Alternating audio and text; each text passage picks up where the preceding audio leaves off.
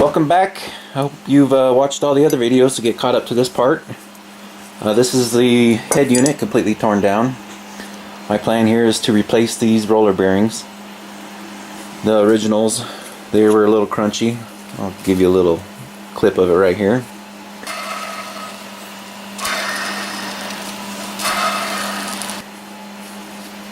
But these are 30209 bearings. As you can see, they're made in China. And even though they had plenty of grease in there, they just didn't sound, I didn't like the way they sound, so they're going to get replaced. I was actually really surprised to see that they had roller bearings in there to begin with.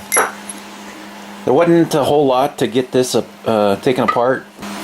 All I really had to do was put one of the nuts back on here, thread it down to where it was even with this end, and give it a light tap with the rubber mallet, and it came right apart. I could probably get this bearing off with a pry bar or screwdrivers or something, but I have a bearing splitter, so I'll take it to a press and get it done that way. That way when I put the new bearing on, I can press it down there firmly and get it where it needs to be. There are these end caps that fit over the outside of the bearings. Now you can get underneath there with the screwdriver and pop them out pretty easily. That way you can get this bearing off the back side. And the one that is on the front side of the spindle, it's still on there, so you need to make sure that if you do clean that up, you put that back on before you put the bearings back in. On the inside were two similar caps. They just fit down in there and keep dust from getting to the bearing from the inside, even though there's no seals or anything that help prevent anything from getting in there. And then this part being covered, there's not a very good chance of getting stuff in there to begin with. But you'll need to make sure when you're putting this back together that you get those in there and hammered back in place. You will have to, before I forget, you will have to take those out to get to the back side of the races to get them tapped out, because they'll cover the races and won't be able to get punch in there very well or at all. And I don't know if you've noticed yet, but more casting voids. Pretty bad.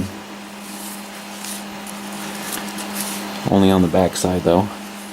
I really wish I had a way to mic this or measure it to confirm that these two bores are concentric to each other, but I don't have anything to do that, so we'll just have to wait and see what happens after I get back from installing the new bearings and put everything back together and go from there. Here she is, all back together. Should probably apologize that I didn't show all that being done, but yeah, it is what it is. Didn't really have too many issues with it. Getting these inner cups in was kind of a pain in the butt, but yeah, it wasn't too bad.